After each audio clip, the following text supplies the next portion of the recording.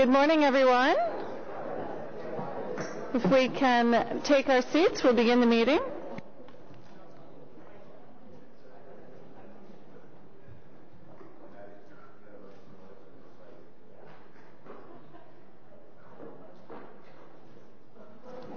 Okay, good morning, everyone, and welcome to this, our second meeting of the Community and Protective Services Committee.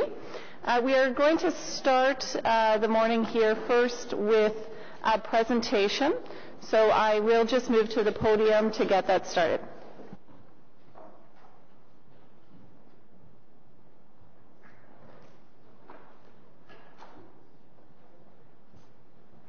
All right. So as I mentioned, we have the pleasure this morning of starting with a ceremonial presentation where we are recognizing 3 City of Ottawa residents with the Life Saving Society's Rescue Award of Merit. Amanda Milabrio, Matteo De Corrado, and Scott Labrose. These individuals, who are trained lifeguards, use their judgment and skills to intervene in emergency situations.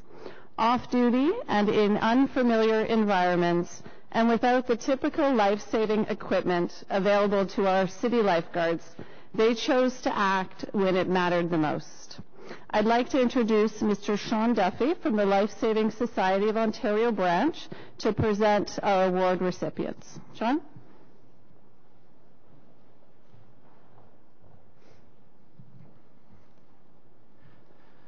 Thank you, Madam Chair. Good morning, everyone. Good morning, members of Council, City staff, residents, and special guests. Bonjour.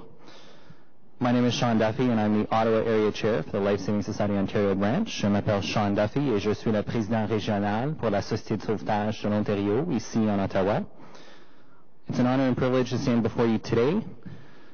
The Life Saving Society is a national volunteer organization and registered charity, and the Society trains and certifies Canada's national lifeguards. La Société de sauvetage est un organisme à but non lucratif dont la mission est de favoriser les interactions sécuritaires avec l'eau afin de prévenir la noyade et les autres traumatismes. La noyade est un problème évitable. Locally, the Life Saving Society is a proud member of the Ottawa Drowning Prevention Coalition, working alongside city departments and external partners to educate residents in the National Capital Region about water safety. The Life Saving Society would not be able to achieve our drowning prevention mission without the tireless work of our members, including the City of Ottawa, our municipal affiliate member with one of the largest life-saving training programs in Ontario. For 2018, the City of Ottawa has once again been awarded the Life Saving Society's prestigious Arthur Lewis Cochrane Cup. Over time, we have developed a strong life-saving culture in Ottawa, and we see members of the Life Saving Society amongst the City Council and the City staff and here in the public. Through investment in swimming lessons and life-saving certification programs, the City develops and trains a team of citizens and staff ready to intervene in emergency situations. Occasionally, we have the opportunity to recognize these individuals who step up to help those in need. Il me fait plaisir d'être ici avec vous aujourd'hui pour reconnaître quelques interventions importantes. The Life Saving Society's Rescue Award of Merit honors individuals involved in water-related rescues and Life Saving Society award holders in non-aquatic rescue situations as well. We have 3 Rescue Award of Merits to present today. For each recipient, I will read the award citation and then invite the recipient up to receive the award from Councillor Suds. This will be followed by a brief photograph. Thank you. Our first recipient is Amanda Milabrio.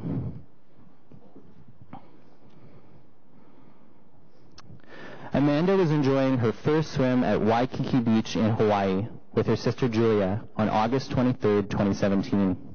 As they set out into the surf, Amanda warned Julia about the strength of the wind and waves and told her to stay close to shore. Julia opted not to heed her sister's advice and swam further out until the strength of the crashing waves and current became too much. Julia began to struggle to stay afloat and eventually submerged.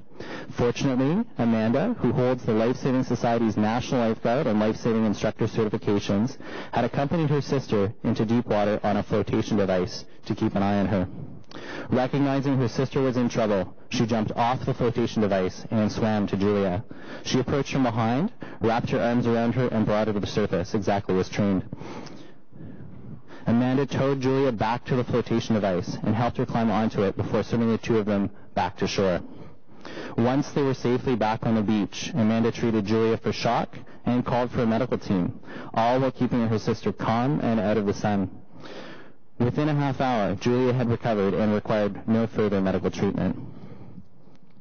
Madam Chair, Mesdames et Messieurs, je vous présente Ms. Amanda Miliambro.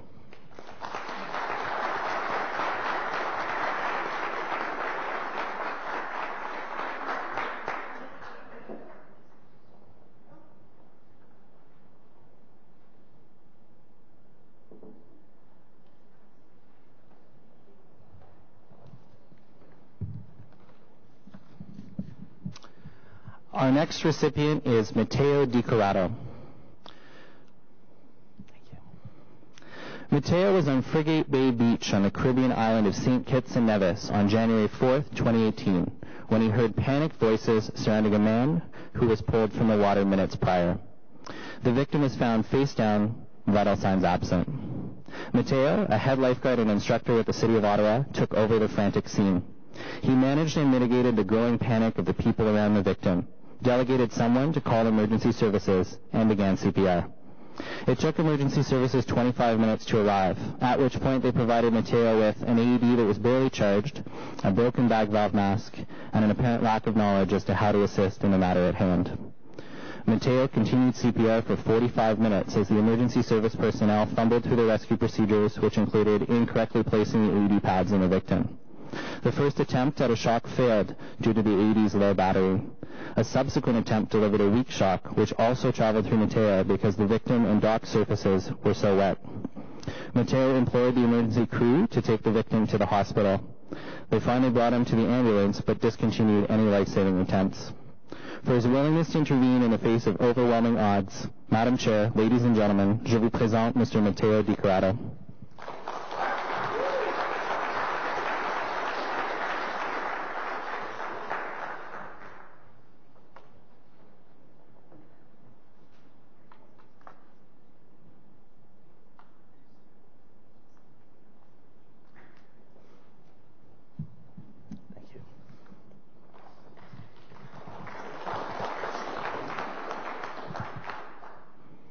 We now have Scott Labros.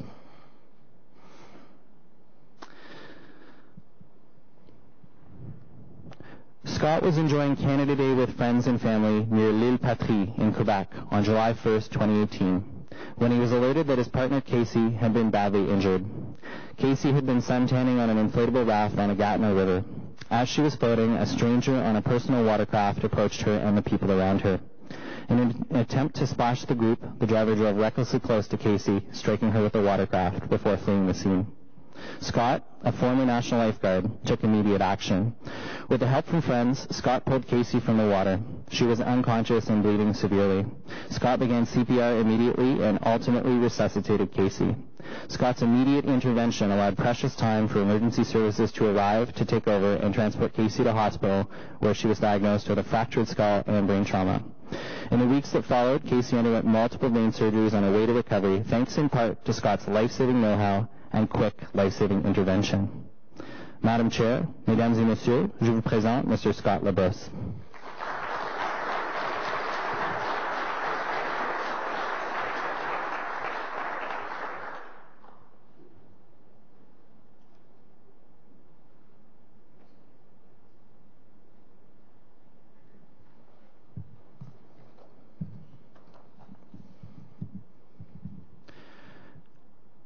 Thank you, everyone, and thank you, Madam Chair. As we see from these stories, each of these individuals has embodied the Life-Saving Society's motto: whomsoever you see in distress, recognize in them a fellow human being.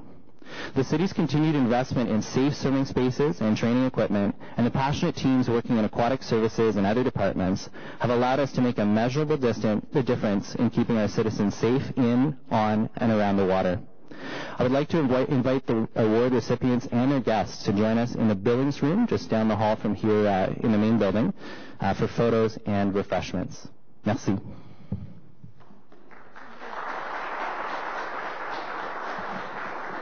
Terrific.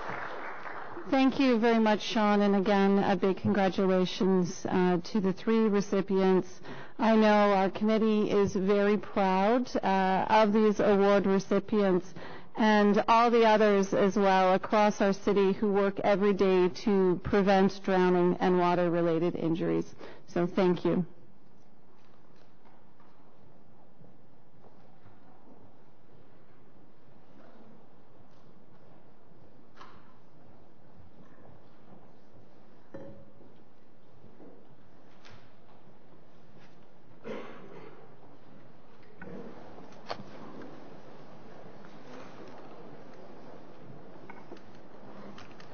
Okay, now moving back to the next item on the agenda.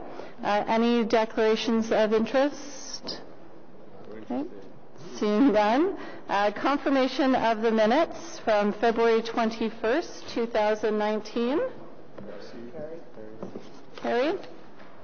Communications. There is a response to inquiries. Geese population control, CPS 0318. Received.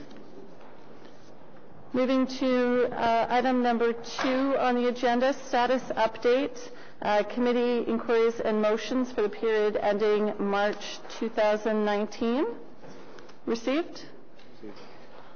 Okay, and item number 3. So today we are going to consider how to allocate the Vehicle for Hire Accessibility Fund. Since 2017, the fund has accumulated $1.2 million to be used to offset the cost of accessible transportation programs.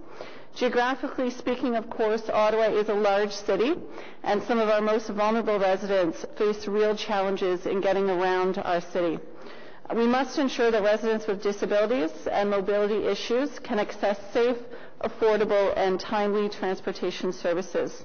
Residents who use accessible transportation services shared many innovative ideas on how we should use these funds to best meet their needs. I'm pleased that the ideas being recommended today are some of the highest ranked ideas coming from the public consultations. The recommendations will help the city expand and enhance accessible transportation services while also making them more affordable.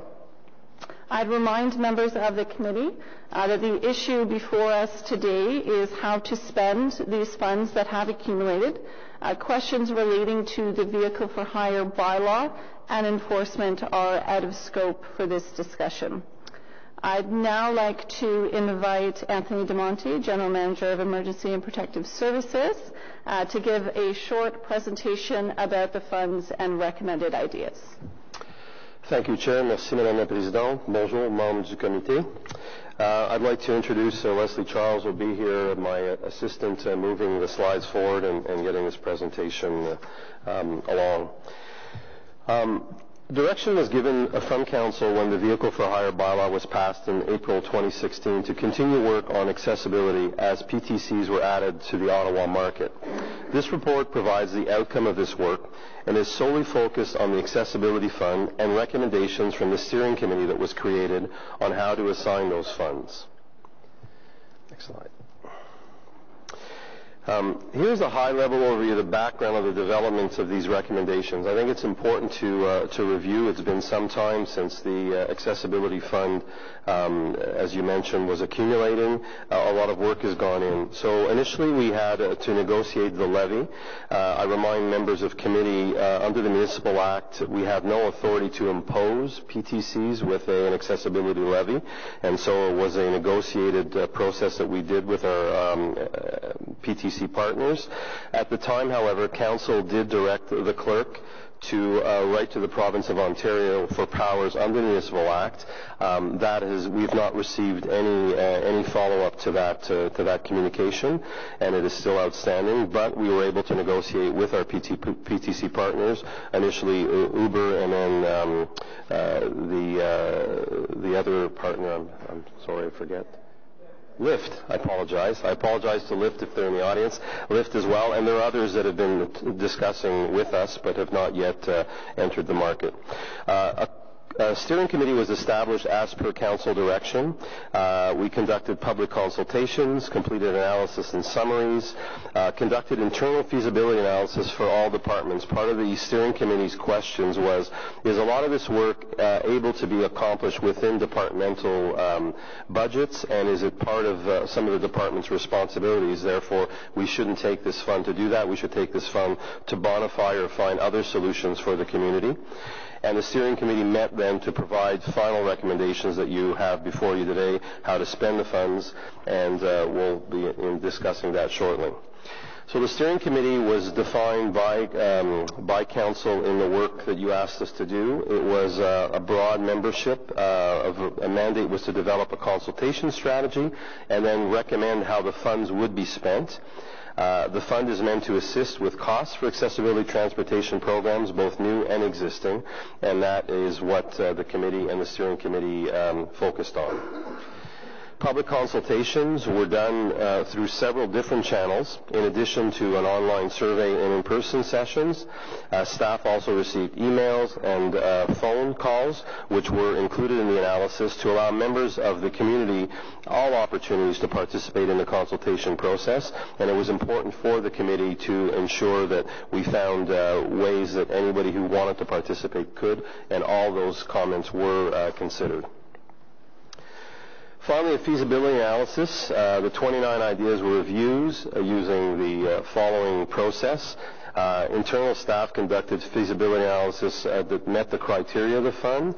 Questions were asked and considered, and the steering committee used this public consultation process and the feasibility analysis internally to put together the debate and the discussions that we had to make the recommendations before you today. In conclusion, the Vehicle for Hire Accessibility Fund Steering Committee recommends funds for rural transportation, smartphone application, and the taxi coupon program. These 4 ideas were in the top 8 of all the ideas provided by the public.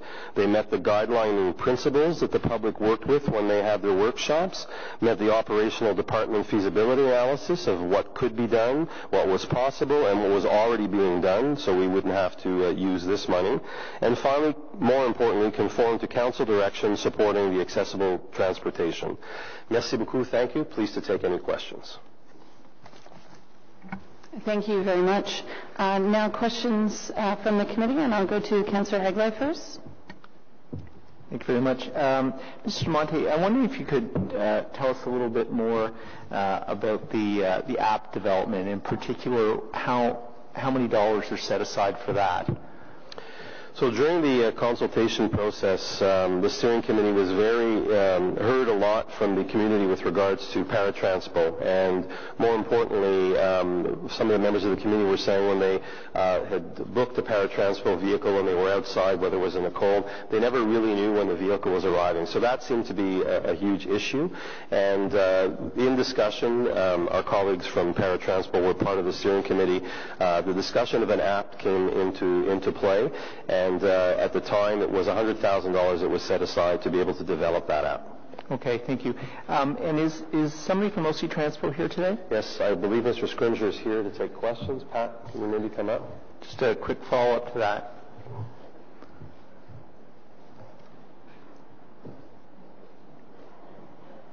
Thank you, Mr. Grimsher. And we've had some discussions recently around this. Am I correct that OC Transpo is able to take on the development of this app within their own resources?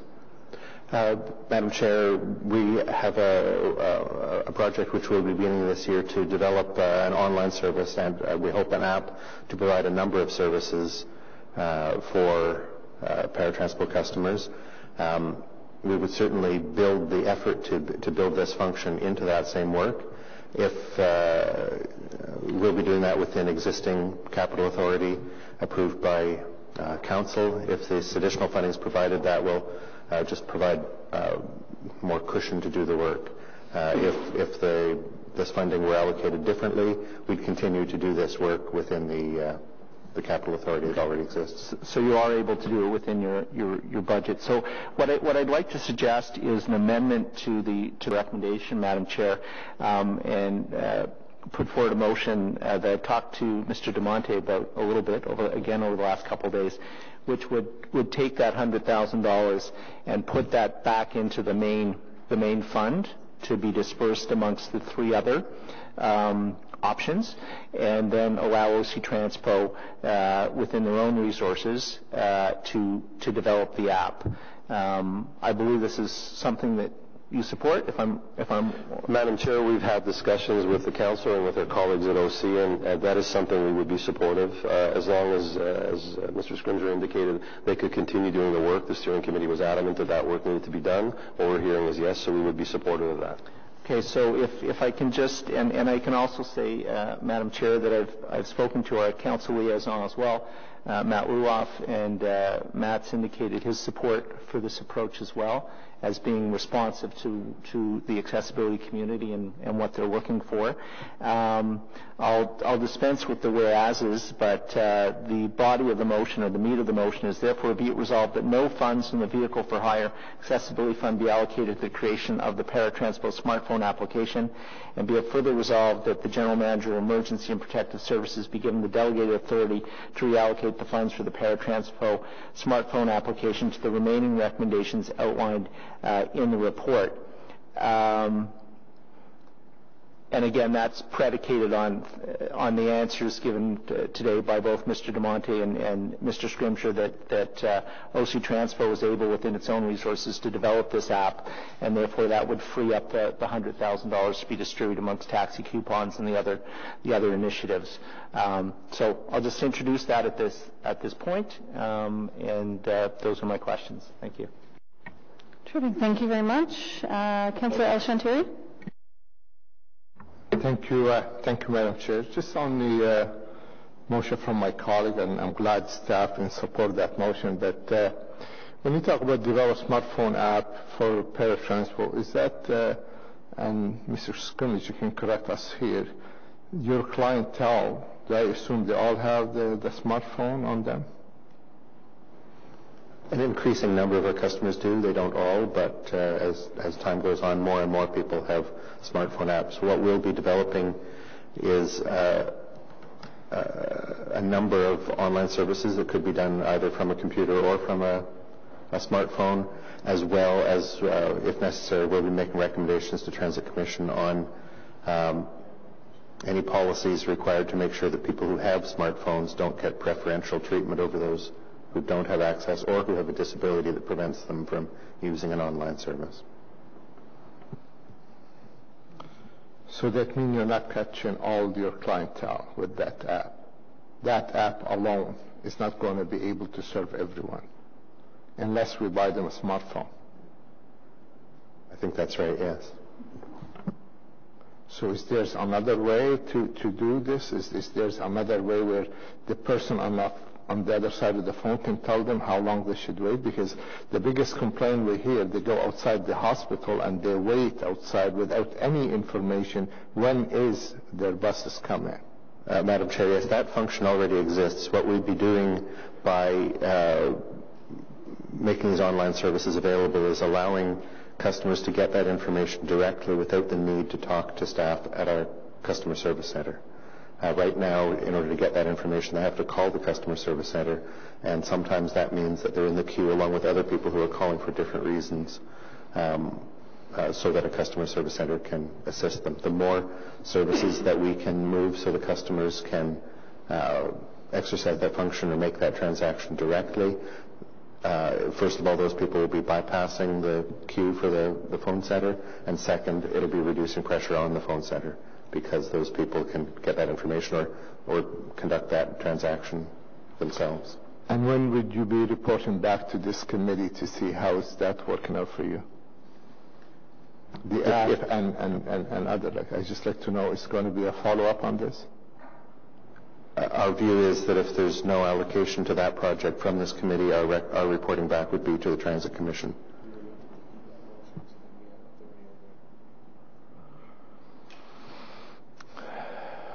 I'm a little bit Madam Chair, I'm at your discussion, but with the clerk, I'm sure we could find a way. I think it's appropriate. Mr. Scrimger should be reporting back to his committee, but because of the questions of this committee, that I could kind of be the liaison and report back the work that was done to answer the councillor's request. But we'll work with the clerk to perhaps do that, if that's all right with the councillor, to ensure that this committee gets a follow-up, because it would be reported back to Transportation Committee. Well, I would like to follow up. I'd like to see how it's working for us in this regard. How many people are using the app? How many people are still using it? That information is going to be helpful for us to have. Chair, again, to perhaps reassure the councillor, it was really clear in the public consultation. So, as well, I don't have the data to know how many people have smartphones, but it was clear that the community said they wanted that tool and that they wanted to be able to look on their smartphone and see how far para was there. So, I would suspect the majority of those members of that community have smartphones, but there is a percentage that wouldn't. But we could report back, Chair, if you wish. If I can follow up, Mr. DeMonte, through the chair, you talk about 139 people participate in that consultation. Out of how many people in disability, or in that accessibility and community, like that number is kind of very low. Yes, so the 137 participants were all those that used, 57% used mobility devices, wheelchairs. We're really targeting that community. There were 5 public sessions we did online. I also remind you, Chair, that on the steering committee there was our accessibility office that was there, and they distributed that to all the community, as well as members of the accessibility representatives, Brian Wade and Adele Fury, that were also there representing the community at large. So we felt that this was a broad representation. I can't tell you what that 130 people represented the broad community, but I think we were able to, and again, our accessibility advisory office here sent it to every contact that they have. So it was a broad analysis of what the community wanted. If I can follow up outside the motion, Madam Chair, we're hearing time and time again from the accessibility community. There's a lot of drivers who have that accessibility license. They are returning them to the city for whatever reason, because they're not whatever. But I heard there's a number. I asked for the number, and it's quite a bit of number came back to the city from the number of the accessibility plate. So is that creating a gap somewhere, or? And I also we're hearing from our resident, some of these folks, they're only working from 9 to 5. Accessibility is 24/7. So what's your thought about this one? Chair, that's actually something that we've heard from several members of this committee, that you heard from your constituents. And last September, Bylaw and Regulatory Services begun an analysis of what's going on. So twofold. First, your answer. Of all the accessibility plates that we do have, there are only 2 outstanding that haven't yet been given out. The rest are all fulfilled. And as you remember, there was a ratio percentage of population. So the plates are out there. It's not a question of, there has been some movement, but I don't think that's a challenge. I think you've hit the nail on the head. We've heard the same issues. We're doing an analysis right now.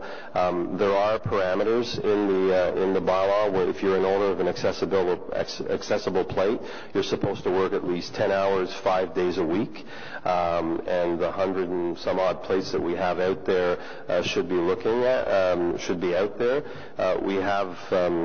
There's some enforcement activity. I'm just going to be a little careful, because there have been some charges laid that people are not fulfilling their responsibility, and there's other enforcement activity underway. And I'm going to perhaps turn it over to our Director of Bylaw and Regulatory Services, Mr. Chapman. So directly your question, I think there's enough. The percentage is good. There's a couple outstanding. We've got a couple more plates that we can give out.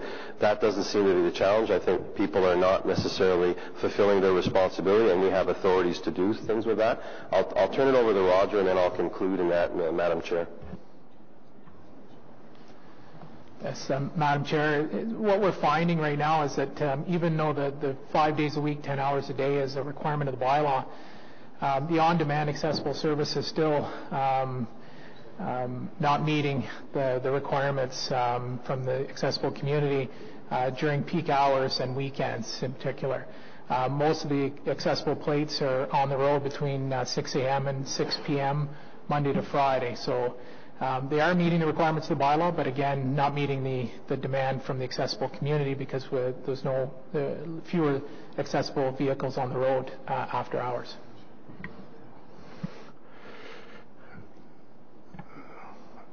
So if I understand, the bylaw is to work 10 hours a day, so many days a week. But if they all work from 6 to 6, so that means from the other 6 to 6, a lot of them is not working, and it's not available, that service.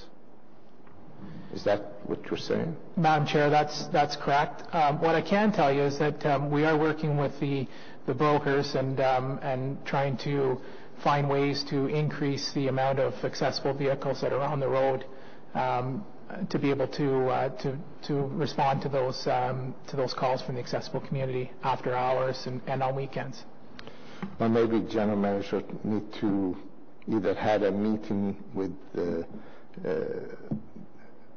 owners, the plate owners, or because we hear time and time again, some of the accessibility call, they have to wait for the car to come from Orleans all the way to Canada or to West Carleton, because those folks who they know in the area, but they choose to log off or not pick up the call. It's got to be a better way just to say, well, we're okay, we'll give you the free plate as long as you work 10 hours a day, but that 10 hours a day could be all of them working during the day and no one covering the other shift. And I'm not sure if that's really a service to the community. Yeah, Chair, the councillor raises a good point. There are some challenges with that. As you know, there have got collective agreements and these rules that we have to kind of respect and be careful of, that not enter the labor relations issues with the plate owners. But there's other challenges too that Mr. Chapman, and I know I'm going to be careful here not to enter into, so there's investigations underway and there have been some charges laid about the percentages. So we know that 30% of the accessible plates also work with our colleagues at OC Transpo, right, in planned movements. So that's one percentage. So there's still 70% of those plates that should be available to do. We're discovering, and some of the charges have been laid in other investigations, that some of these accessible plate owners are finding other methods to be available and not be available for accessible transport, but rather, we'll go to the airport and hail calls, that type of thing, which is not appropriate. So we're intervening on that. We're going to close that gap. And yes, we've, as Mr. Chapman has indicated, we've started discussions with the brokers to try to resolve the other issue. So we know it's a problem. We've heard it from many members of committee, and you've heard it from your constituents. And we actually heard it in the public consultation process as well, that they said, yeah, it's great, the accessible cabs, but they're not available and there's long delays sometimes. So we're looking at that right now. Okay, Madam Chair, I know you said you didn't want to talk about the whether the taxi bylaw or the ride share bylaw, and I'm okay with that, but this report is coming from that. So the money we collected, it collected from a policy this or the previous council put in place. So now we're only talking about $100,000 out of the $1.2 million. What about the rest of the money? Is there's going to be a report review to what, since the ride sharing, what happened, and that money supposed to be reinvested in accessibility? What is the overall plan? Okay, we heard that the $100,000. We heard those apps going to be available to someone who have smartphone. What about others? So, Madam Chair, just to be clear, council direction was to do this process and come back to you with regard to that. So on an annual basis, we'll have about $720,000 based on the current trip data that we have. So we've accumulated 1.2 right now, and that'll be distributed. When we look at if the councillors motion, when you vote on it, passes and we take that extra $100,000, it'll go back in the bucket and it'll be distributed to the other recommendations that the steering committee, if you approve today, it'll go back to that. So to reduce the cost of the taxi coupons, increase the maximum allowance of taxi coupons, and then the non-for-profit. The other thing that we heard in the public consultations in the rural communities, Paratranspo does not transport from, I don't know, if you live in West Carleton, that type rural to rural, they don't do that. Correct. So there'll be an investment in those community agencies. They're currently getting $600,000 from the city through our transportation group. So some of this money will go to them. We have to talk to them because they said they have limited capacity to increase, but they're very interested in talking. So a big part of that will help that issue. The rest will go to taxi and taxi coupons. The other thing that we heard, and we talk about it in the report, the community was saying, you or I as able-bodied people, if we decide after this committee to go out to lunch and hail a cab and go somewhere, they don't have that flexibility, and that's what they're looking for. And accessible cabs is the solution to that, mis a part what we've just discussed. So if they were all available, the problem they have is the barrier to cost is still too high.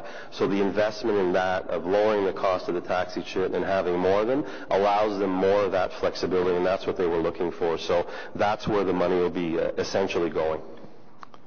Okay. Thank you, Madam Chair. Thank you. Councillor Fleury. Merci, Madame la Présidente. I want to thank my colleague because these issues are very important. I'm hearing specifically that there's not much money to be made in the context of accessible taxi cabs. So in that context, I turn my questions, and really I should begin by saying we don't have a delegation today. So that means, in my mind, as a member of this committee, that staff have done a really good job, because you would see a lot of members of the accessibility community here today if there were concerns. So I would caution us on changing the proposal based on the feedback that committee received. So I'll preface my question to you, Mr. DeMonte or Mr. Scrimger, by setting out a context. When I hear of Paratranspo, I hear that it's complicated to book and that it's long to wait for. So in that context, punt as much money as you can into OC Transpo to fast track that resolution so that our customers, our accessibility customers, can resolve those pieces. So for me, when you bring the application component up, I want to make sure that we don't forget the GPS is one item, but the booking and payments are other items that are as relevant for that community. And I wouldn't want us to come in and resolve one issue when there's really a range of outstanding issues that could help in terms of our accessibility and in terms of our modernization and that client experience. Chair, again, and I'll let Mr. Scrimger talk in a moment. For context, this is important debate. For context, too, my impression of what the community was saying is both products are very different products and meet two different needs. Paratranspo, you book your scheduled appointment, and that, mis a part some of the challenges of I don't know when they're arriving, and hopefully we take care of that.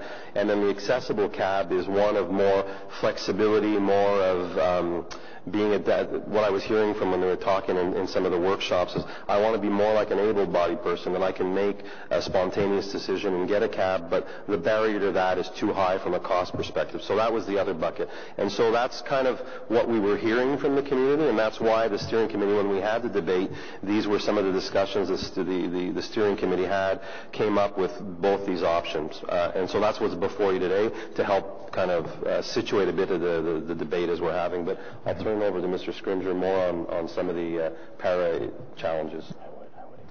Excuse me, Madam Chair, just to reiterate, the work that we've outlined to the Transit Commission that we'll be doing and reporting back to them later this year is to find online functions such as outlined here, getting arrival time, booking trips, administering one's ParaPay account, canceling trips, doing as many transactions as possible directly through a phone app or online on a computer to take the pressure off and to reduce the queue length of people calling in to the customer service center.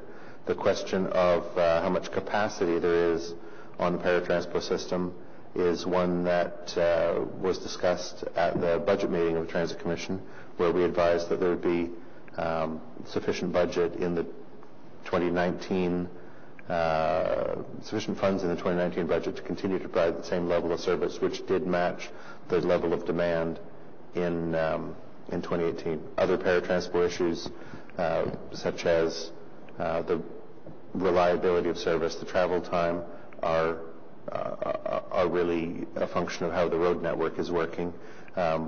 We expect some improvement in that as construction ends on a number of fronts and as there's fewer buses on downtown streets. But for the large part, it's going to be the availability of the kind of information that's here to customers so that they can get some idea of when that minibus or contracted cab is actually going to get to them.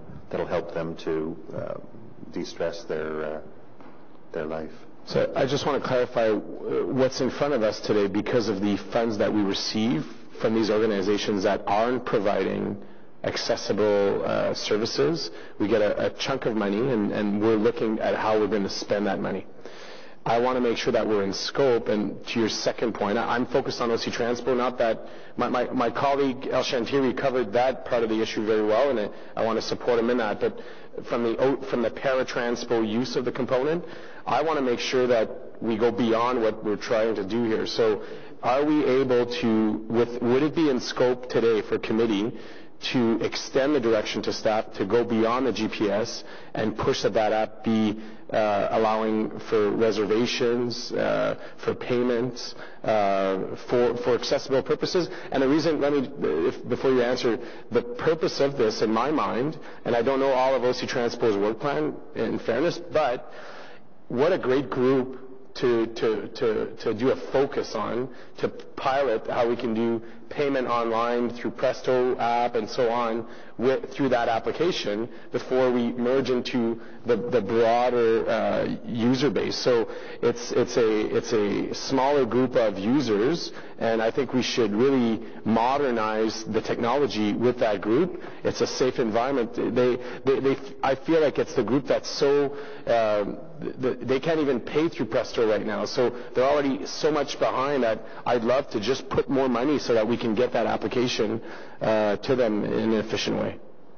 Chair, the committee's sovereign in deciding what it wishes to do with this. What we heard and what the steering committee is providing as recommendations, if we take the $100,000 and reinvest it here, Mr. Scrimger and his team are saying they can do the work that was defined there. I think what Councillor Fleury is saying is he wants to expand that, and if I understand right, and be even more proactive. Yes, we could return that $100,000 if that helps Mr. Scrimger, because that's what the steering committee had already recommended, or whatever you wish to do. But I don't know, is that capacity in their work plan available? I think that question is, and I don't want to put you on the spot, Pat, but I think the question is more with Mr. Scrimger and their work plan and where they're at with, in the steps and the approach that they need to take. They got to have a foundation to be able, I think, to do that more advanced work. But I'll let him talk about that. But with regards to the money, we could absolutely have that discussion and redirect it there if you wish. So, Madam Chair, just to be clear, we are intending to do that work. We've outlined that work to the Transit Commission. We believe that work is sufficiently funded within the existing capital authority. If this committee chooses to allocate this funding to supplement the existing capital authority, then that would just reduce limits on what we're doing. But we would not know till we got further into the project just exactly how much money will require. Our intent is to do all of the things that the councillor has mentioned, whether or not this funding is approved. And then, Pat, you would see these improvements effective for paratransport customers this year? We'll be reporting to the Transit Commission later this year on a project scope and a project expectations. I would not be able to estimate a timeline at this point. So for me, I think the committee doesn't need to make a decision. Let's leave the scope as is with the intent of the conversation. And if we realize later in the year that those funds are allocated, but for me, we want to see a customer experience shift for para based on we have a bit of money here sooner.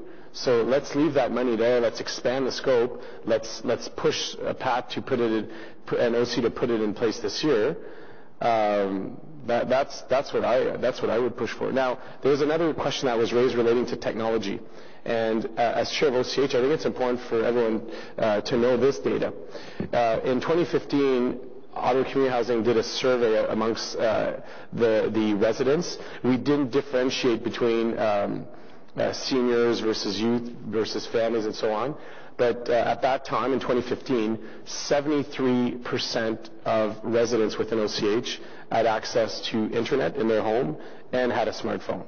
So it's important when you look at that population to know that when we look at para, seniors, low income, that more and more every year the technology adoption is raising. So we can't stop the shift towards modernizing the experience for customers. Thank you, Councillor Fleury. Next, Councillor McKenney. Thank you, Chair. I noted that, and I just want to make sure that I'm clear so that I can better understand the motion that's in front of us and as I consider it. So when you looked at all 33 improvements that were recommended and prioritized, I think number 6 was improving paratransport's booking, payment systems, processes, online booking. So I just want to confirm that, maybe through Mr. Scrimger, that is within the scope of your work plan for this year. Is that correct? Yes, it is. Okay. So we've been able to knock off number 6 as a result of Para's work plan. Is that? That's correct. Okay, Chair. thank you. Because that is our number one concern that we hear from people, is that they can't book online. And we know that there's been a lot of back and forth on that and the reasons why we haven't moved forward earlier. But it also seems to me, when I go through all of the improvements that have been asked for, they all cost money. They all cost a little bit of money, not a lot of money. So I wonder why we asked for that voluntary contribution of only 7 cents and nothing close to the 30 cents that KPMG had suggested. And if you know, I know that some American cities have a much higher cost, but I don't know about Canadian cities. I wasn't able to find that background. Do you know that? And can you tell me why they're only 7 cents? Yeah. So, Chair, it goes back to the other motion. I talked about the motion about changing, lobbying the government to allow us to change the Municipal Act. So currently in the Municipal Act, we have no authority to impose a levy. So when Council gave this direction, it was very much you're going to negotiate pretty much without a hammer either. So the negotiations ended up with 7 cents. When we did look at other municipalities in Ontario, I think it was London and all that, we're kind of all about in the same ballpark with a volunteer levy. Now that said, both Lyft and Uber were very open corporate partners. The negotiations went well, and that's what we ended up with, 7 cents. It doesn't compare to Chicago's 30 cents. That said, too, Chicago's market, as far as size compared to Ottawa, very different as well, too. So that was the fundamental limiting element of the capacity. The other element, too, and I know we'd had public comments and Council received from members of the community, that we should be forcing these companies to have accessible cabs. That too, there's nothing under the ADOA, and that also Council asked the clerk to write, and we did write to the province to change. So directly to your question, we were negotiating in good faith with partners. They came up, 7 cents is where we ended up, and it produces about $720,000 at the current base trip data that we have today. We've accumulated a little bit more but annually that's what you'll be seeing, about that kind of volume of money, and that's where we ended up with the steering committee with these recommendations. Thank you, and I can appreciate that. And if it's voluntary, it's hard to, without a hammer, have corporations cough up, funding. But there is opportunity, obviously, to go back and to look for additional funds. I think that we always have to keep that, in mind, because $700,000 is nothing compared to what they pull out of the city, what their revenue generation is within the city, because we allow them to operate legally, and they do not provide any accessibility within their services. So I still, I just want to leave it on the table that I think that 7 cents is a steal, really, from us, and I would like to see us, you have delegated authority at this point, but I would like to see some consideration given to going back and renegotiating for more money. Agreed, Madam Chair. Okay, thank you. And just one last question to Mr. Scrimger then on the app. I just wonder, I guess, if it's easy to do and well within all of your current resources and work plan, why it wasn't done earlier. Like, how much, additional work? What is this going to look like? Why are we diverting away money for an app that people have asked for? And again, as Councillor Fleury pointed out, we have no delegates here today because presumably, for the most part, people are happy with the consultation. They're happy where we landed. They're happy with the recommendations that are before us. So we're changing them and not providing any opportunity for input. So can you tell me, and if you can't today, perhaps before council, before a final vote at council, what would that app look like? Would it have all of the technologies that people need that I have when I book Uber, or Lyft? I can tell, or taxi, yeah. I can tell when they're coming. They send me a notification when they've arrived. They send me something after. There's many steps. It's not just seeing a little dot moving about on a GPS. So can you give me an idea of what that app would look like within your current resources without that extra $100,000 that we're recommending here today? Madam Chair, I can't say what the app would look like. I can say that we would be looking to include all the services, all the functions, all the features that the councillor has listed, plus more. Our goal will be to find a way of providing an online service that does everything that a paratransport customer would want to be able to use the system easily and to have confidence in it.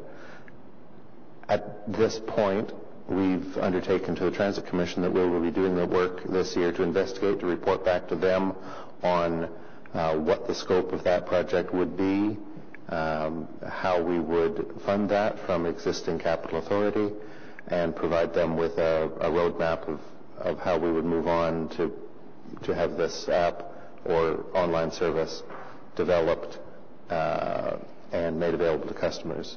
At this point, I can't say exactly what the potential vendors are capable of providing. That is a discussion we have to have with the software vendors.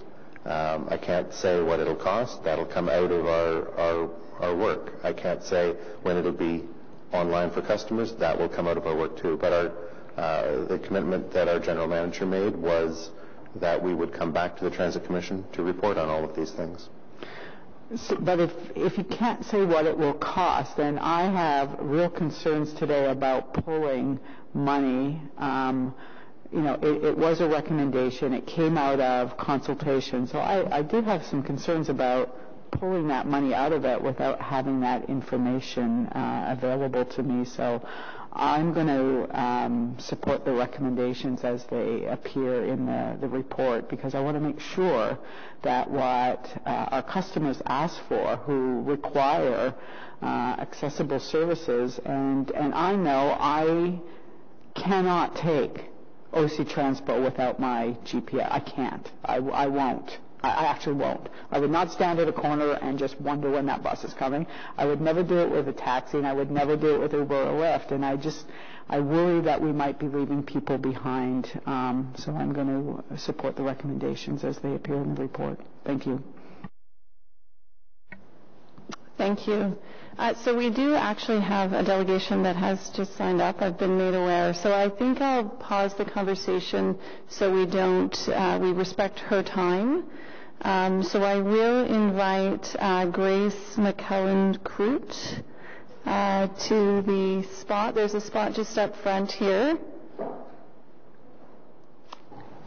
Thank you for joining us, Grace. And you have 5 minutes. Okay, thank you for seeing me. I didn't intend to speak today.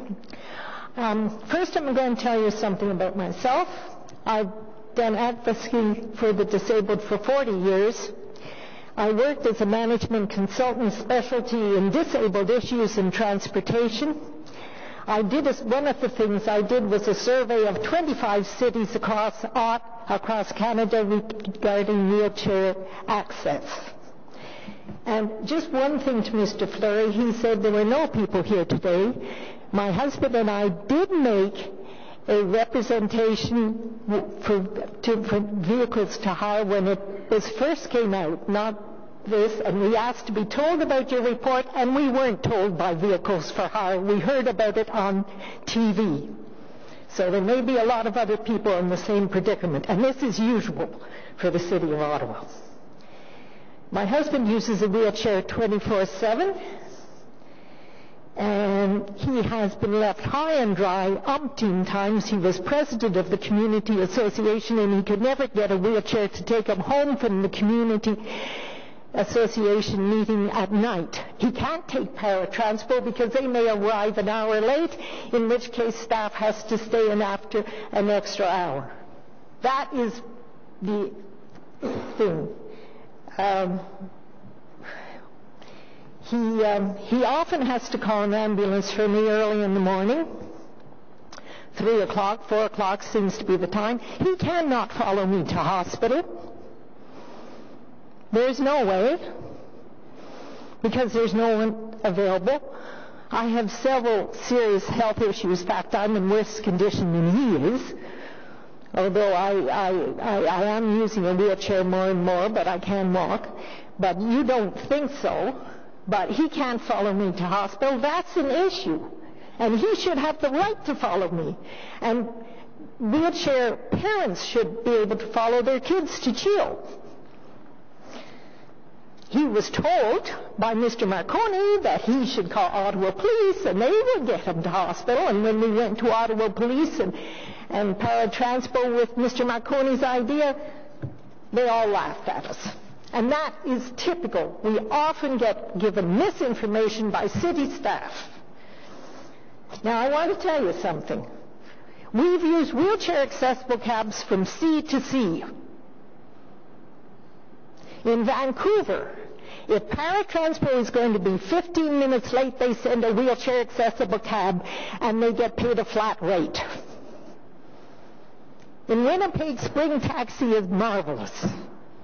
And the way they treat the disabled is totally different. We are equal to the able-bodied. We're not in Ottawa. In Toronto, you can call and have paratransport come to your house. You don't have to do this long booking. What on earth is wrong with Ottawa? Why won't you spend the money for it? And you know what? When I talked to the owner of Spring Taxi in Winnipeg, he didn't see that taxis weren't economical. He didn't think that he was losing money. Now, Vancouver Taxi in Vancouver is all wheelchair accessible cabs. But, they told us about using it for bands, because, if you have a double bass, you need something. And they drive all kinds of other things, and they just don't see it. But Ottawa is totally different, and that's why I say it's systemic discrimination. And I want to finish with one thing that's going to displease you all. But this guiding principle of affordability that says that ensure that public transportation costs for individuals for persons with mobility disabilities is equal or less to transportation for costs for other individuals is discriminatory. When under the Charter of Rights and Freedoms, Clause 15, look at it, and you should all know it, because you are discriminating against the disabled. And don't forget, and I was very proud of us when we said it is so important that our Francophone brothers and sisters participate that we won't cost out the cost of doing things in two languages, translation. But now you're saying to the disabled, we're going to cost you out. You have to provide paratransport equal to Toronto and send a wheelchair accessible cab. If you sent wheelchair accessible cabs every time paratransport was 15 minutes late, wheelchair accessible cabs would have plenty of business in Ottawa. And if you're not ready to do that for us, I'm sorry. And that's why I see no hope. And I know of people who got on with the federal government and left because they said, I can't have a career in Ottawa and a life in Ottawa because I'm in a wheelchair. That's disgusting. Thank for you. the City of Ottawa. Thank you, Grace, for joining us, sharing those thoughts. Any questions of the delegation? Councillor Rulev? Thank you so much for coming in and sharing that with us today. I really appreciate it. I realize that there's a lot more work to be done, and I look forward to working with the advisory committee to see what we can do. We're dealing with a very narrow scope today, so I want to put the question to you on Councillor Eglai's motion, this $100,000. Do you think that it would be better to put that into taxi chits for cabs for the disabled, or would you rather have an app and know when your paratransport bus is going to show up? How would you spend that $100,000? I would rather have buses. Not everybody, a lot of the disabled take it, when you become disabled, you take a hit on income. Mm-hmm. So the idea of taxi chits is nice, but, get us enough buses. I know that's not what you asked me, but I think what you need to do is you haven't increased the buses as the disabled population has increased. And you have to. Just as we need it increased, the baby boomers are coming up now. We need it increased. Thank you. Any other questions? Councillor Brockington? Thank you, Madam Chair. Thank you, Ms. Krautz, for your words here this morning. I don't have a question for you, but I want to flag again for the committee that I'm sure you had a lot of input into this, but your husband submitted a week ago a 12-page submission to this committee with respect to the recommendations that were coming from staff. I encourage, if my colleagues have not yet read the report, to read it, because it's filled with commentary and suggestions directly related to the staff report that's before us. So I just wanted to flag that.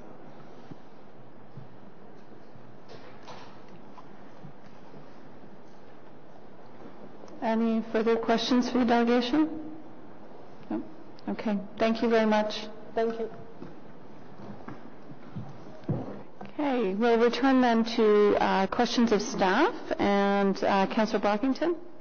Thank you, Madam Chair. Mr. DeMonte, you noted in your report that Council made a decision on amending the bylaw in April 2016, and you indicated that you did not come to terms with a contract with our two companies, or at least Uber, 15 months later. Why? There was no particular challenge with them before the operation was up and running. It was also staff's, the time we met. There was no particular challenge. We only had, I think it was 3 meetings till we arrived at a conclusion. So there was nothing untowards, or there was no challenge really. It was just a process that took us that. And Chair, I just want to remind. So when we did agree, it was back. The costs were back time to when they officially became operating, so there was no loss of revenue. There wasn't a delay tactic in any way. Okay. line of questioning from Councillor McKenney, you agreed that the 7 cents contribution per ride should be reviewed. How do you envision this happening?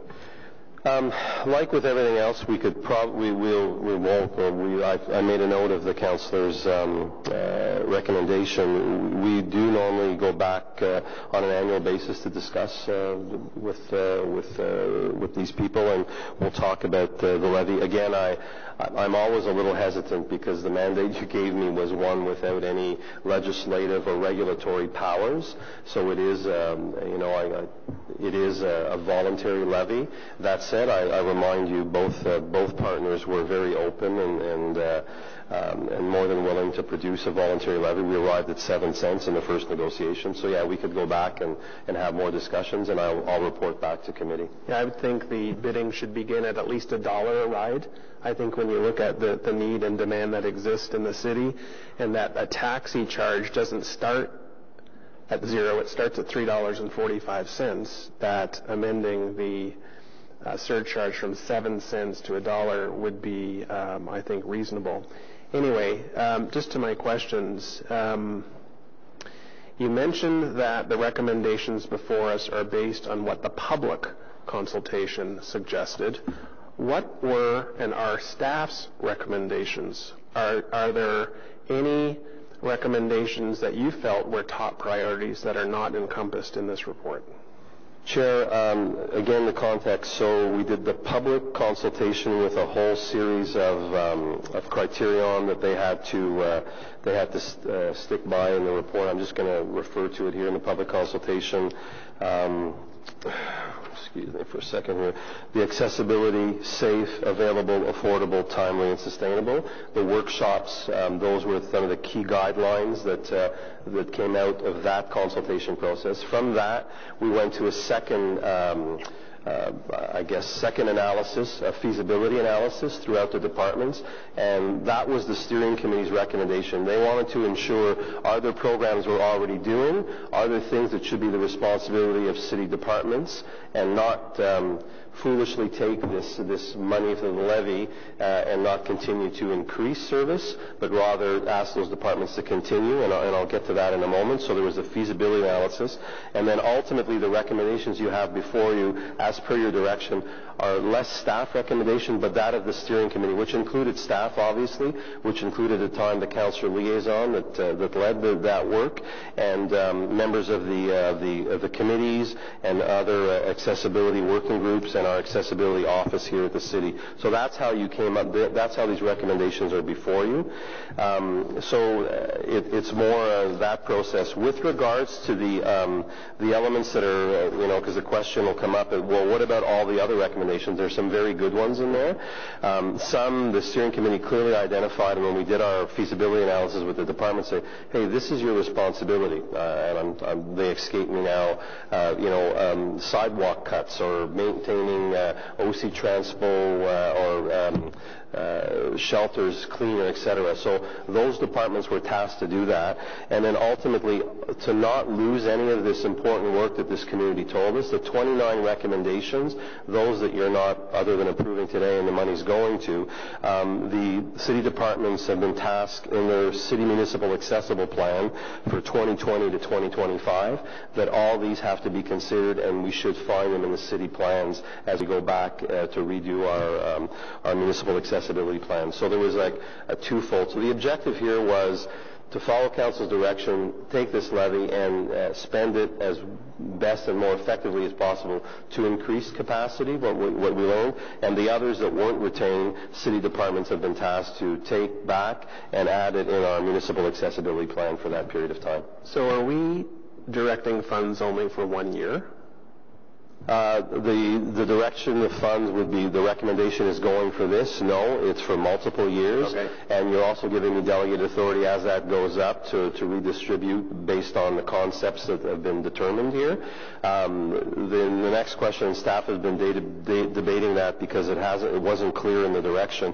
Ultimately, this may become stale, and I think at that point we'll have a responsibility to come back to you and say, it's been 3 years, 4 years, this has been working well, or this issue has been resolved. felt maybe we should go back to the community, and we would do that with the council liaison to reestablish, again, another working group in 3 years. And every year the money that we generate presumably will increase. So the reason why I'm concerned with Councillor Eglai's motion is, rather than allocate the funds that we were going to direct to paratransport to the other 3 recommendations, I think you should say the next recommendation that is on our list that didn't make this list is X. And we should consider whether we identify a new recommendation to make sure that gets covered off, because these are going to be covered off for years now. And presumably there's going to be more and more resources to go to those recommendations. So I'd rather we increase what we're able to cover than just focus on 3. So can you identify before council the next? Chair, I guess the challenge with that is the task was for the steering committee to do that, and my other issue is some of the other recommendations were analyzed and some of the costs may not fit in. So like, sure. I don't know if these are the top 4, number 5 with the money left may not fit in. Okay, so let me ask you this. I think I heard you say that we heard from the public that demand for accessible transportation continues to be a challenge. Your first recommendation I really like, because we're identifying in rural area there's a significant issue there, but there's also suburban and urban.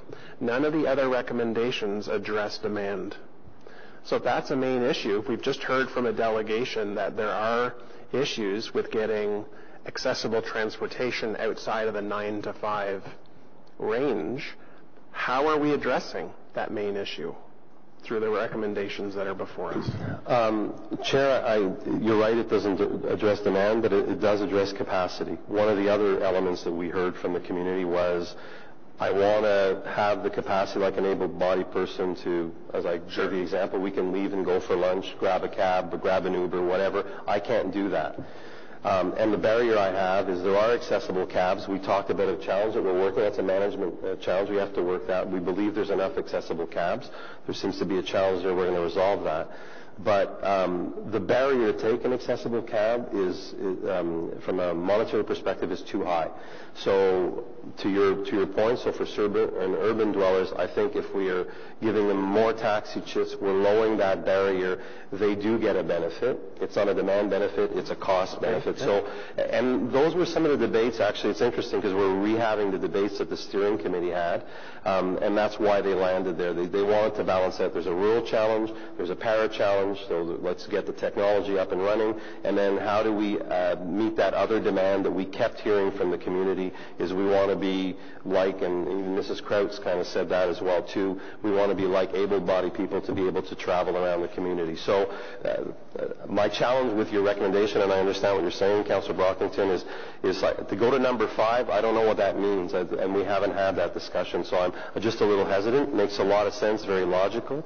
What I counter-propose, Madam Chair, is this will, and if you're right, if the fund continues to increase based on trip data, they continue to increase, or I'm successful to go back and negotiate more money, I think then my recommendation to committee would be we would sit with the councillor and the accessibility committee and then review with the new data, the new parameters, the new bucket of money that we would have to do another exercise. That would be my best recommendation to support that community. Okay. My final question is, can you remind this committee why Uber and Lyft are not legally required to provide accessible transportation? Chair, there is no, and I'm looking for our colleague, is Valerie around, but there is no requirement we have no authorities under the Municipal Act, and the ADOA legislation does not cover Uber or those types of products. And Council, when we had identified that in our early debate about these PTCs, or vehicles for hire, rather, directed the city clerk to write to the province to ask that, and that hasn't been addressed as well. So there's a legislative gap, for lack of a better term, and legal perhaps can step in with a better explanation, but there's a legislative gap, so they don't need it. So as Council's reaction to that was, okay, let's go get a voluntary levy to offset that they're not providing that service, and this is how we reinvest. So that's the background to where we were, and it is several years ago, so it's a good point to remind us how we got here. Councillor Deans. Thank you very much, Madam Chair. Well, I've been sort of involved in this issue for almost 2 decades, I think, and it's evolved a lot. I recall in the early 2000s when we had a paratranspo strike, the disabled community in Ottawa was completely housebound because there was not a single accessible taxi cab in the city of Ottawa. And I think that paratranspo strike really shone a light on the issue for council and a realization that that just was not good enough.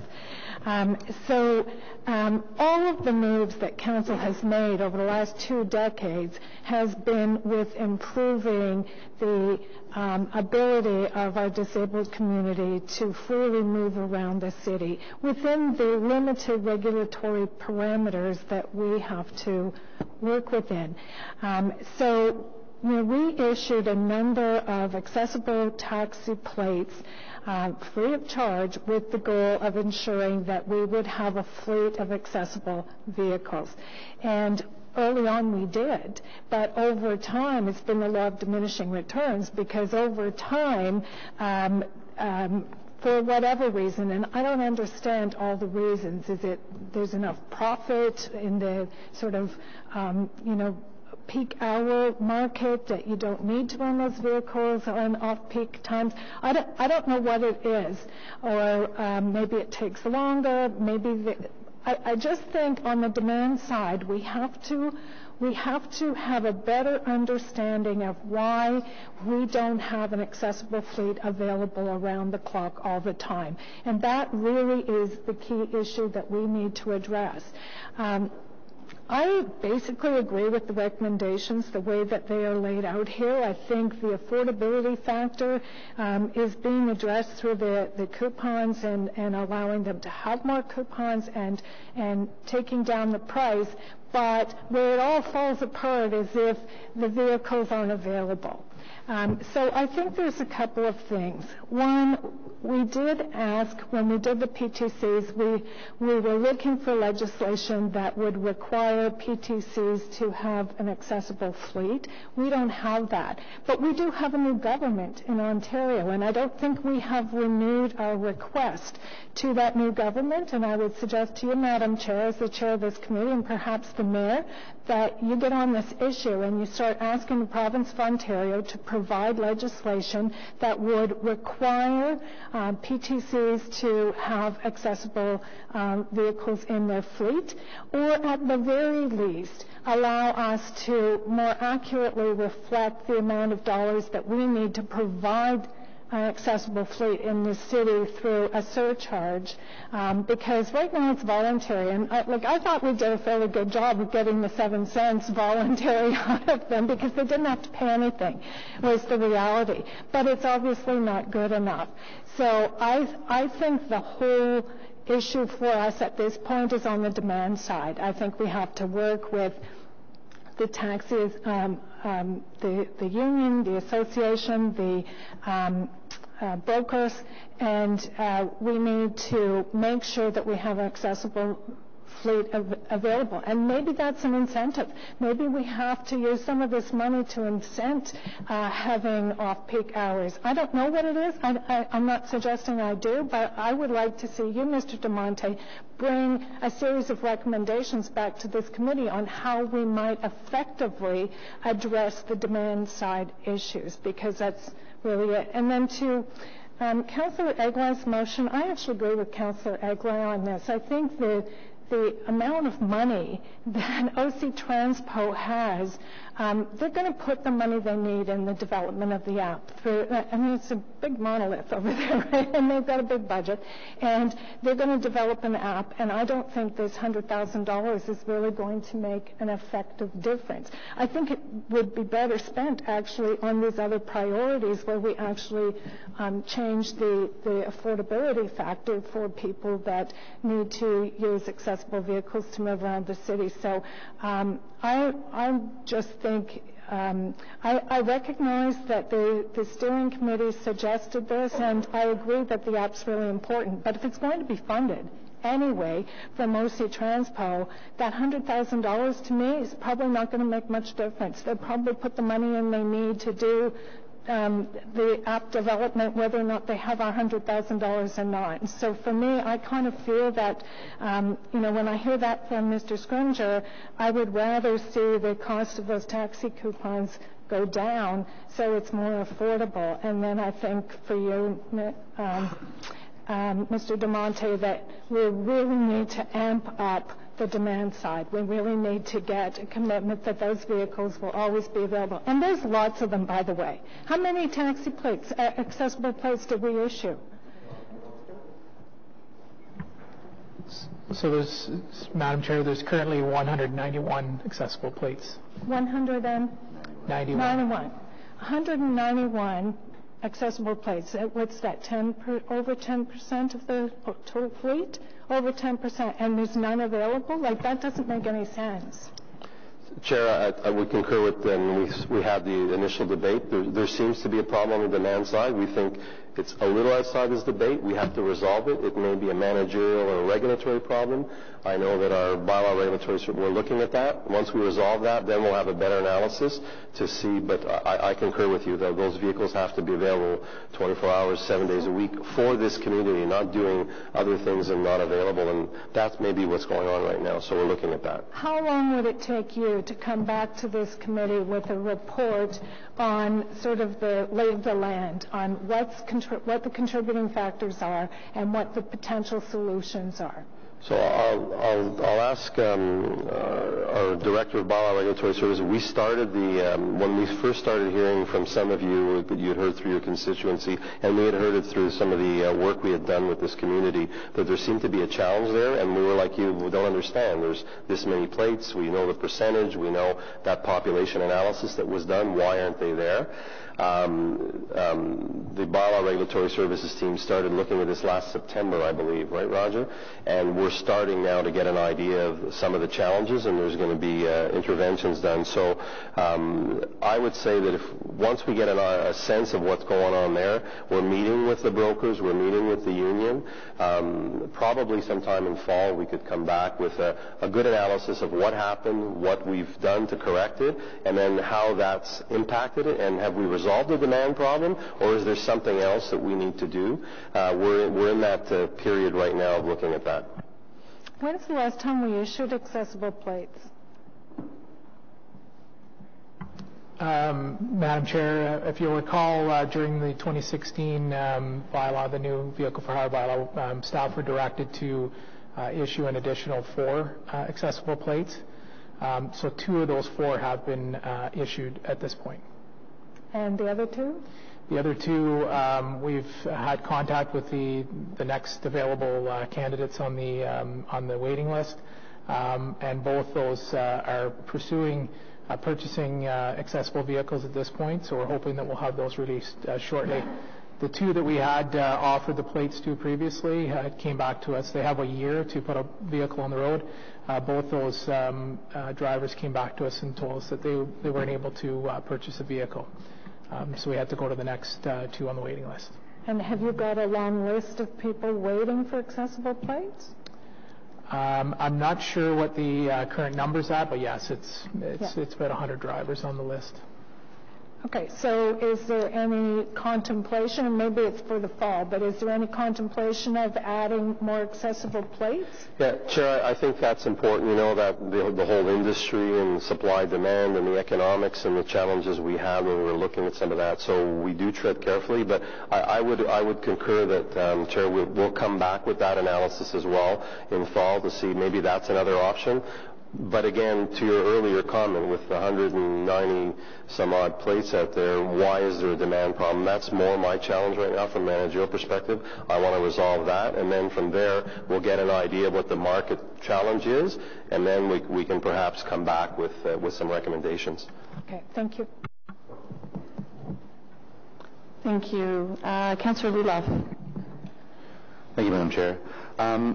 If we do decide to vote for the motion before us, will the removal of these funds delay the development of the app that's currently in development? Chair, is our colleague from OC still around? Is Pat still here? There you are.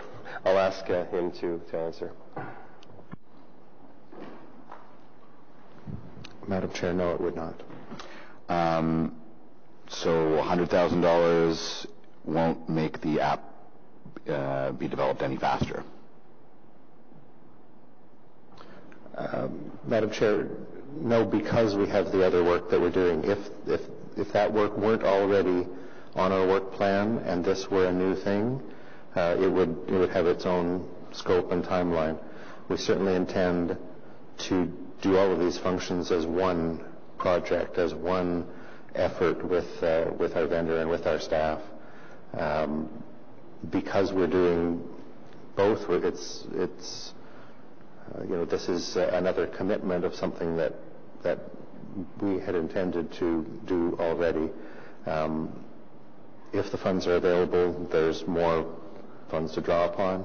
If the funds are not available, we find other ways if we ever bump up against limits of capital funding. Thank you, Mr. Scrimger. I get a lot of complaints about double charges and other inefficiencies with paratranspo.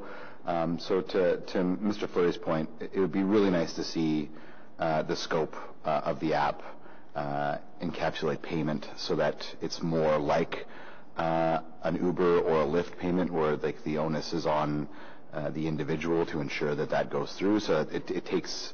the driver is there to drive, and if you're dealing with payment and driving at the same time, problems like double charging and inefficiencies like that become really exacerbated. So I think that some of the things that Mr. Fleury was talking about should certainly be within the scope of this app, and maybe that's more of a comment than a question. Is there an opportunity, and this question to staff, is there an opportunity to invest a portion of the money that we're receiving to help it grow faster than we're taking it in, to allow for more meaningful investment in the future? I realize we're going to be getting about $720,000 a year, but if we were to take 10% of that and put it in an investment fund and see it grow a little bit faster, maybe we might be able to do something more meaningful with it. Is that even within the scope of this fund? Is that something that can be considered? Chair, that really is with the regulatory requirements, I think, of finance. We could come back. I'd have to consult with our financial people to see if we're allowed to do that and what type of process we'd have to do with that. I'm more than willing to take that offline, go talk to our city treasurer and ask her that question. If we took a percentage off and invested it, would that give us a better return and we could reinvest? I don't know if legally under municipal rules and under financial rules if we're allowed to do that. It's a bit out of my realm, but more than willing to take that offline. That might not even be something that we're willing to consider, but I mean, if we're only getting a certain amount, it would make sense to take a portion of that and to invest it to see that grow a little bit faster. Maybe we can see some more meaningful change sooner that way. Just a comment, I suppose. Also, and pardon me because I'm new, it costs approximately about $60,000 to retrofit a van to make it wheelchair accessible. Is it within the scope to help that process along? So $1.2 million at $60,000, that's 20 accessible cabs, right? Even to subsidize or help two would make a big difference at this point in time, I think, from what I'm hearing from our delegation anyway. Chair, it's a good question. I mean, so currently we have the fleet. We've got two outstanding, and it's part of the process. So Councillor Deans also brought up the point is that perhaps the money could be an incentive, somehow. Perhaps that would be a better model than, their upfit of the vehicle. That's one time once they get it up. So instead, to incentivize them they get more money if they do that type of thing. So I think that's a little more complex. We'd have to take that away, do a bit of analysis to present to you to see which would be the best return on that investment. But those are options we can look at in the future. I'm just again hesitant. There is a challenge right now that we're hearing where we've got an intervention in the way. I want to see what the solution to that is before we start, adding money that maybe doesn't need to be added because there's a demand problem. Well, why are those vehicles not fulfilling that demand? So want to resolve that if it's a regulatory problem first before we ask you to find other solutions. Yeah, I think that we'd be really interested in taking a look at that and finding innovative ways to make sure that cab availability is there. Like, to me, in the city our size, having, 196, you said? Sorry, Madam Chair, 191. 191 accessible cabs. I mean, even if you've got, half of those on a 12-hour shift and the other half on 12, like, that's a lot of available cabs. And it boggles the mind why there's not one available when someone's looking for it. I think that providing the extra flexibility to people so that, not all even able-bodied people will take the bus every single day, right? And you know what? Sometimes you have an emergency, and just as our delegation spoke of, if she's going to the hospital and her husband wants to go with her, and I don't know anybody who has a partner that wouldn't want to be at the hospital with their partner, right? Making sure that flexibility is there, and I'd love to see some ways for us to ensure that these cabs are available when people need them. Having them all on the same shift doesn't really do much for people. And of course, they're kind of defeating themselves if they're all on the same shift and they're not getting calls when the demand is 12 hours later, right? So, I don't really buy the argument, if there is one to be made, that they're not making enough money on it when they're certainly not available when the demand is there. Really appreciate your time. Thanks. Thank you. Councillor Kavanagh? Thank you very much. It's a privilege to drop in here. This isn't my committee, but I am a commissioner on the Transit Committee, so there's some overlap, and so I appreciate hearing about this expansion of service, particularly for the disabled community. And it's about equity. It's about making sure that people have equal access to transportation, and so I appreciate that we're looking at this. And my question is, and pardon me if I don't know if it fits in with the scope of what you're doing, but I have to ask about the gender lens, because we're talking about making things equal and accessible. And I looked at the report. Don't know if I missed something, but I couldn't see any mention of that in terms of the analysis, in terms of putting this forward. Also, in terms of the fund that you're putting together, I hope that there'll be a gender lens on that as well. So if I could have some comments on that. Thank you. Chair, the lens that was put on this was strictly for the accessible community, which included all members of that community. There wasn't a specific gender lens put on at the time. It is something now that Council, obviously in this new term, again, remember this was an evolution. That said, the representation that we had was broad and across the board. So I would say, just in general sense, I believe that was that certainly was part of what we heard from that community, because they were very well represented across the board. But we didn't have a specific gender lens put on this. It was very much focused on accessibility and allowing that community that have challenges to be, like you or I, capable to travel, commute, and be functional members of society as you and I would. So that was more the work that the committee and the steering committee did as well. I appreciate that, and it is about equity for a community that is currently not equitable, as we've heard from the delegation here. But again, I think there are extra concerns in terms of safety and other factors that we have to look at. And it's also an opportunity in terms of the fund that we put forward, that we look at it in that respect as well. So I do encourage that we do that going forward. Thank you. Thank you. And Councillor Eagley. Thank you. Just on a bit of a wrap-up on the motion.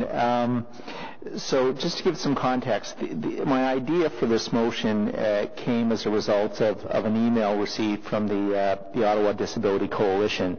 And while I acknowledge that that's not the whole of the accessible community, they are a significant stakeholder that we work with. And I believe all of Council got this. It was sent March the 18th.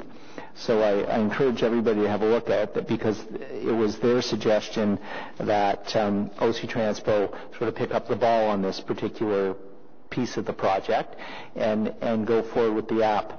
I don't look at it as changing the recommendations, as Councillor Fleury suggested, but enhancing. In effect, what we're doing, if we pass this motion, I think, is we're putting an extra $100,000 back into the pot, because OC will pick up the cost of the app development, and that $100,000 that was going to be spent on it can then be shared amongst the remaining three. So rather than having X dollars for each of those, you're going to have X dollars plus a third of the $100,000, or however the community decides to split that up. But it will be shared amongst the remaining recommendations, and the fourth recommendation will still be carried out by virtue of the work that Mr. Scrimgeour and his team is going to be doing. So in that regard, I hope that my fellow committee members support the motion.